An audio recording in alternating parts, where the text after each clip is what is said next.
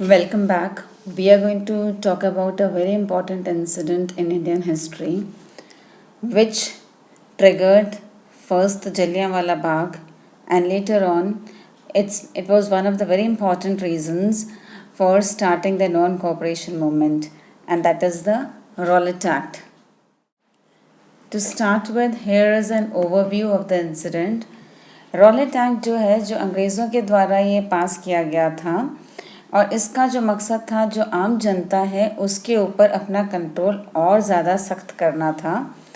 ये मार्च 1919 में पास किया गया था लेजिस्लेटिव काउंसिल के द्वारा और इसके द्वारा जो है पावर्स दे दी गई थी कि किसी भी व्यक्ति को बिना किसी ट्रायल के प्रिजन में डाला जा सकता था। और इस एक्ट को समाप्त करने के लिए गांधी जी ने पूरे भारत में एक हड़ताल का आह्वान किया था। एक it was a way of protest कि वो बताना चाहते थे कि जो इंडियंस हैं वो इससे खुश नहीं हैं। आइए अब बात करते हैं एक ब्रीफ ओवरव्यू रॉलेट एक्ट के बारे में। रॉलेट एक्ट अंग्रेज़ी सरकार के द्वारा इसको लागू किया गया था। इसका जो मेन मकसद था वो जो आम जनता है उसके ऊपर अपना जो कंट्रोल है उसको और ज़्यादा स्ट्रॉन्ग करना। ये एक्ट मार्च 1919 में इम्पीरियल लेजिस्लेटिव काउंसिल ने इसको पास किया था, जिसके द्वारा जो पुलिस थी उसको पावर दे दी गई थी, वो किसी भी व्यक्ति को अरेस्ट कर सकता था बिना किसी ट्रायल के। इस एक्ट को एबॉलिश करने के लिए गांधी जी और जितने भी नेता थे उस समय भारत में, इन लोगों ने आवाज़ उठाई और ये कहा था कि पूरे देश में ये लोग एक हड़ताल करेंगे। इस स्लाइड पे आप एक पेपर क्लिपिंग देख सकते हैं उस टाइम पर कि किस तरह से इन्होंने कहा था कि इस एक्ट को इनाम दिया गया था black bill number 1 passed. These are the paper clippings of the day this act was it was passed in the legislative council. Coming to the person who was behind this controversial act, Sir Sidney Rowlatt. By profession he was a lawyer and a judge. In 1918 he chaired the inquiry into the criminal conspiracies connected with जो अभी क्रांतिकारी आंदोलन चल रहे थे India में। एक आपने पहले भी मेरी प्रेजेंटेशन देखी है ऑन द गदर। तो ये एक रॉलेट कमेटी बनी थी। This was a very sensitive time for the British in India because एक तरफ गदर आंदोलन के द्वारा कई गदराइट्स जो थे वो इंडिया में आ चुके थे एंड दे हैड प्लान्ड कि वो लोग यहाँ पर आकर क्रांतिकारी तरीके से आज़ादी दिलाएंगे। On the other hand England was engaged in a great battle, first world war चल रहा था। तो उस टाइम पर वो बहुत ज़्यादा परेशान था England and they did not want any problem in India. तो इसलिए उस इंडिया को कंट्रोल करने के लिए उन्होंने एक कमेटी बिठाई थी जिसका था नाम रॉलेट कमेटी। एंड ये जो कमेटी का नाम था it was based on sir Sidney Rowlatt के नाम पे रखा गया था। और इसी की जो रिकमेंडेशंस थी उसकी वजह से ही रॉलेट एक्ट पास किया गया था।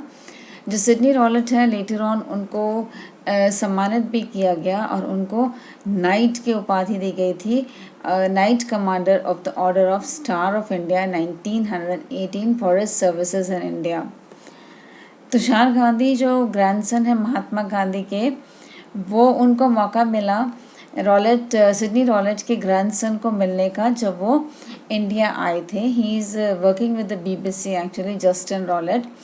और यहाँ पर जब उनकी मुलाकात हुई तो उन्होंने कहा उनसे कि मैं अप्रिशिएट करता हूँ कि जो आपके ग्रेट ग्रैंडफादर हैं उनका एक बहुत अहम भूमिका रही है आप हमारे भारत में जो ब्रिटिश साम्राज्य था उसके अंत में जो कॉफिन था उसका जो फर्स्ट नेल है it was because of sir Sidney Rowlatt, क्योंकि उन्होंने ये रॉलेट एक्ट पास किए, रिकमेंडेशंस पे रॉलेट एक्ट बना जिसका रिजल्ट क्या था, there was a movement in Punjab and that resulted in the very tragic Jallianwala about which I have already mentioned in another presentation.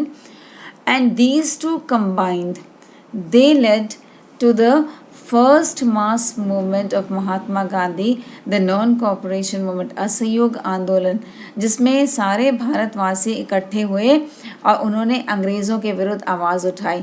So in some way sir Sidney Rowlatt is responsible for the end of the British Raj in India. On the recommendations of the Rowlatt committee, government ने 2 bills को imperial legislative council के सामने रखा गया था for the seditious and revolutionary activities. काफ़ी opposition के बावजूद भी ये जो फर्स्ट बिल है इसको पास किया गया under the name of anarchical and revolutionary crime act. ये जो मेन एम था, मैं पहले भी आपको बता चुकी हूँ, it was to curtail the civil liberties of the common people. इसके द्वारा जो पावर दी गई थी पुलिस को, दैट वाज टू सर्च और arrest any Indian without warrant, और उसको कन्फाइन करना सस्पेक्ट को without trial for a period of 2 years. बिना ट्रायल के उसको 2 साल तक रखा जा सकता था जेल में. फर्दर ये कहा गया था कि जो ट्रायल होगा, जब भी होगा 2 साल तक, उसमें जो 3 मेंबर्स होंगे, जजेस जो होंगे हाई कोर्ट के, वो इसको देखेंगे, इसकी प्रोसीडिंग्स को, और ये सारी अंडर कैमरा की जानी थी. और सबसे बड़ी बात जो इसमें थी, जिसका विरोध सबसे ज़्यादा इंडियंस ने किया था, कि there would be no provision for a jury और राइट टू अपील. इसकी कोई भी जो भी इसमें सज़ा दी जाएगी उसके विरुद्ध जो इंडियंस थे वो कहीं पर भी इसकी अपील नहीं कर सकते थे. ये एक्ट जैसे ही पास हुआ, पूरा इसका प्रोटेस्ट स्टार्ट हो गया, और ये बहुत ही ज़्यादा स्वाभाविक था क्योंकि सरकार ने इन एक्ट्स के द्वारा पुलिस के हाथों को और ज़्यादा मजबूत किया था, जो ऑलरेडी लोगों को सता रहे थे बहुत. तो महात्मा गांधी ने इसको एक डिस्क्राइब किया था इस एक्ट को एज अ नेशनल रॉन्ग. उनके द्वारा ये कहा गया था कि ये सरकार ने जो इंडियन पीपल है उनके जो गॉड गिवन राइट्स है उनको उन्होंने वापस ले लिया है इस एक्ट के द्वारा. और इसका विरोध करने के लिए उन्होंने सत्याग्रह सभा का आयोजन किया, उसको ऑर्गेनाइज़ किया, और इसके जो मेंबर्स हैं उनको कहा गया था कि वो प्लेज करेंगे, एक शपथ लेंगे कि वो बहुत शांति से, civilly means without breaking any laws, वो रॉलेट एक्ट का विरोध करना शुरू करेंगे लोग. पंजाब में जो है गांधी जी की इस कॉल को बहुत ज़्यादा बढ़ चढ़ के लोगों ने इसको अपनाया. इवन दो गांधी जी पंजाब नहीं जा पाए इस आंदोलन के शुरू होने या during the course of the agitation, but उनकी जो एक अपील थी उसने एक बहुत ही मैसिव उसका रिस्पांस आया पंजाब से. एंड गांधी जी के साथ जो एक था कि उनके जो था साउथ अफ्रीका का जो सफ़र था, वो जब भारत आए हैं तो दैट केम कि उनकी जो सक्सेस स्टोरी है, देयर वाज अ ड्रीम कि गांधी जी जो आए हैं तो अब बहुत जल्दी भारत को आज़ादी मिल जाएगी. तो ये जो है, जो उनके शुरू के छोटे आंदोलन थे, जैसे रॉलेट चंपारण का सत्याग्रह हो गया, जो खेड़ा का जो था सत्याग्रह, या अहमदाबाद मिल के जो वर्कर्स के लिए उन्होंने जो किया, उसमें तो इतना खुल के सामने नहीं आ पाया था. They were all very subdued. But इसमें बहुत ज़्यादा जो गांधी जी का जो एक ऑरा था वो दिखाई देता था, क्योंकि जहाँ पर भी ये रैलीज़ हो रही थी पंजाब में, वहाँ या तो गांधी जी के जो पोर्ट्रेट्स हैं, उनकी जो तस्वीर है उसको लेकर लोग चल रहे थे, और जगह जगह पर नारे दिए जाते थे गांधी जी की जय है. और बहुत जगह पे गांधी जी को रिलीजियस मेटाफर्स, उनको कंपेयर किया गया इधर विद ऋषि. मुस्लिम इसको वली के साथ कंपेयर करने लगे, और इसको बहुत सारे लोगों ने कमिंग ऑफ द क्राइस्ट के नाम से भी, मतलब लोगों को लगा कि हाँ भगवान आ गए हैं, अब हमें क्या होगा, आज़ादी बहुत जल्दी मिलेगी. और दैट इज़ द रीज़न कि लोगों ने गांधी जी की एक कॉल पर बहुत बढ़ चढ़कर वो लोगों ने विरोध करना शुरू किया. ये जो रॉलेट सत्याग्रह है ये बहुत शांतिपूर्ण तरीके से शुरू हुआ था, पर 2 इंसिडेंट्स ने जो लोगों का आक्रोश बढ़ा दिया. फर्स्ट वाज कि अमृतसर के लोगों को जब ये पता चला कि उनके 2 नेता डॉक्टर सैफुद्दीन किचलू और डॉक्टर सत्यपाल को गिरफ्तार करके धर्मशाला भेज दिया गया है, तो लोग इससे नाराज़ हो गए. और वहीं दूसरी ओर ये खबर भी आई कि महात्मा गांधी जो पंजाब आना चाहते थे उनको पलवल रेलवे स्टेशन पर ही गिरफ्तार करके उन्हें पकड़ लिया गया था। तो ये दोनों जो खबरें थी इसकी वजह से पंजाब में पर्टिकुलरली अमृतसर में प्रोटेस्ट और ज़्यादा बढ़ गए और जो पुराना शहर था अमृतसर का वहाँ से जो लोगों ने अपनी दुकानों को बंद करके and they started moving towards the civil lines from the old city to the civil lines. और सिविल लाइंस वो एरिया था जहाँ पर ब्रिटिश अधिकारी अपने परिवारों के साथ रहते थे। शुरुआत में तो जो ये प्रोसेशन था ये बहुत ही पीसफुल था, बट इनको जो ब्रिजेस पे जो सेपरेट करता था सिविल लाइंस और ओल्ड सिटी को, वहाँ पर जब ये लोग क्रॉस कर रहे थे तो उनको पुलिस ने रोका और इसको रोकने की वजह से जो था कुछ लोगों ने पथराव किया पुलिस के ऊपर एंड इन रिटेलिएशन जो फायरिंग हुई है उसमें 10 जो भारतीय हैं वो मारे गए थे और कई इसमें वुंडेड थे। तो इससे गुस्सा कर जो लोग थे उन्होंने कुछ यूरोपियन जो थे वहाँ पे अंग्रेज़ ऑफिसर्स उनको इन्होंने वहाँ पर ऑफिसर्स के ऊपर इन्होंने अटैक किया और उन बिल्डिंग्स के ऊपर उन्होंने पथराव किया। एंड कोई उनका ये रीज़न मानना था कि ये जो है देवर सिंबल्स, ये जो बिल्डिंग्स हैं they symbols of operation of the British on India. तो वो अपना जो गुस्सा था वो इन बिल्डिंग्स पर निकालने लग गए। इन घटनाओं की वजह से बहुत जल्दी अमृतसर सुलगने लग गया और ये जो था दैट प्रोटेस्ट जो है इसमें जो हिंदू और मुस्लिम्स हैं वो दोनों ही इकट्ठे हो गए थे। There was a unity. अप्रैल 9 को जब रामनवमी हुआ उसमें मुस्लिम्स ने पार्टिसिपेट किया था और इसके अलावा बहुत सारी जगहों पर जो था हिंदू और मुस्लिम्स की जो एकता के स्लोगन्स हैं वो गूंजने लग गए थे। ये सारी सिचुएशंस को देखकर जो है ब्रिटिश अधिकारी जो है वो थोड़ा सा घबरा गए और उनको लगा कि जो उनका कंट्रोल है वो ख़त्म हो रहा है अमृतसर के ऊपर। और उन्होंने जो ये रॉलेट एजिटेशन जो चल रहा था इसको डिस्क्राइब करना शुरू कर दिया as a rebellion against the state, कि लोग सीधा सरकार के विरुद्ध हैं, जबकि ये सारा एजिटेशन था it was against the act. तो सिचुएशन को कंट्रोल करने के लिए अमृतसर में ब्रिगेडियर जनरल डायर को बुलाया गया with a contingent of soldiers अप्रैल 11 को। इनका जो मेन काम था वो था टू रिस्टोर ऑर्डर और जो यूरोपियंस हैं उनकी सेफ्टी को इंश्योर करना। उन्होंने जैसे ही कंट्रोल लिया सिटी का सिविल अथॉरिटी से और साथ में ही उन्होंने सारी मीटिंग्स और गैदरिंग्स को उन्होंने प्रोहिबिट कर दिया कि कोई भी वहाँ पर, और इसको अंडर मिलिट्री लॉ डिक्लेयर कर दिया गया अमृतसर को। But in spite of this, और कई लोग ये मानते हैं कि the people were not aware जो वहाँ पर पहुँचे थे जलियांवाला बाग में 13 अप्रैल को बहुत सारे लोग जो थे अमृतसर के और आसपास के जो विलेजेस थे वहाँ से वो लोग आए और जलियांवाला बाग में उन्होंने गैदर करके बैसाखी की सेलिब्रेशंस करनी थी। बट ये एक तरह से जो था लोगों को ये लगा अंग्रेज़ी सरकार को दिस इज़ वो जो सरकार के जो कानून है उसको तोड़ने का एक इंडियंस का जो था कोशिश थी। डॉक्टर सैफुद्दीन किचलू और डॉक्टर सतपाल ये इस टाइम पंजाब के सबसे बड़े दिग्गज नेता थे।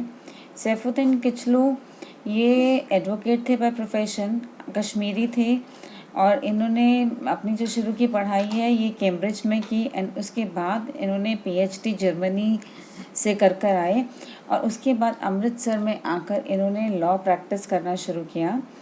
और कैम्ब्रिज के समय से ही ये सोशलिस्ट विचारधारा से बहुत ज़्यादा प्रभावित थे और ये जो हिंदू मुस्लिम एकता के लिए इन्होंने सबसे ज़्यादा आवाज़ उठाई थी।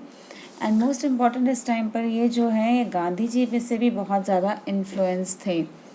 और ये जो पीरियड था इस टाइम पर अमृतसर में ये बहुत ही ज़्यादा इनकी रिस्पेक्ट हुआ करती थी और कहा जाता है कि बहुत सारी दुकानों में सैफुद्दीन किचलू की जो है तस्वीरें भी लगाई जाती थी। इसी तरह से डॉक्टर सत्यपाल जो थे इन्होंने अपनी MBBS की पढ़ाई की and later on he joined the freedom movement. और अमृतसर में ये दोनों नेताओं ने जो इनिशियल हड़तालें जो हो रही थी या प्रोसेशंस थे उनमें इन लोगों ने बढ़ चढ़ के लोगों को इकट्ठा करने की कोशिश की, बल्कि सैफुद्दीन किचलू की जो कॉल थी उसके ऊपर बहुत सारे मुस्लिम्स भी इनके साथ जुड़ गए। इनके दोनों के जो प्रभाव को देखते हुए माइकल ओडायर ने पहले ही ऑर्डर कर दिया था सीआईडी को कि वो इनके ऊपर नज़र रखें फ्रॉम मिड मार्च 1919। 10 अप्रैल को इन दोनों को बुलाया गया डिप्टी कमिश्नर के घर पे और उनको बिना किसी बातचीत के ही डिफेंस ऑफ इंडिया ऑर्डर्स इनके हाथ में थमा दिए गए एंड विद द रिक्वेस्ट कि वो अमृतसर छोड़ के इमीडिएटली चले जाएं। ये जो टाइम है और इनको धर्मशाला जाने को कहा था। बहुत बाद में सैफुद्दीन किचलू और इन्होंने कहा भी था कि ये बहुत बड़ी भूल थी इस टाइम अंग्रेज़ों की इन लोगों को अमृतसर छोड़ के जाने के लिए कहा। जो इन्होंने कहा जाता है कि अगर इन दोनों के ऊपर ये वाले इनको ये ऑर्डर्स नहीं मिलते तो शायद जो है जलियांवाला कांड या फिर जो अमृतसर में इतने ज़्यादा दंगे हो रहे थे वो ना होते।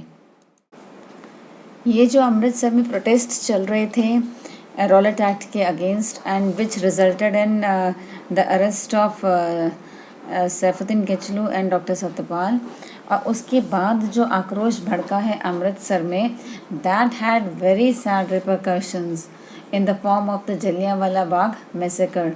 क्योंकि इस दिन ये सारे जो है जलियांवाला बाग में जो इकट्ठे हुए थे इनके ऊपर जनरल डायर ने गोलियां चलाई थी, जिसमें हज़ारों की संख्या में जो है भारतीय मारे गए थे, इनोसेंट भारतीय।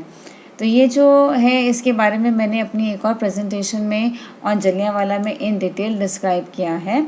सो in short this is about the Rowlatt act कि how this was, what were the reasons for getting this into place, and उसके बाद इसके रिजल्टिंग जो रॉलेट सत्याग्रह हुआ है and its culmination into the Jallianwala Bagh massacre. Now coming to a note,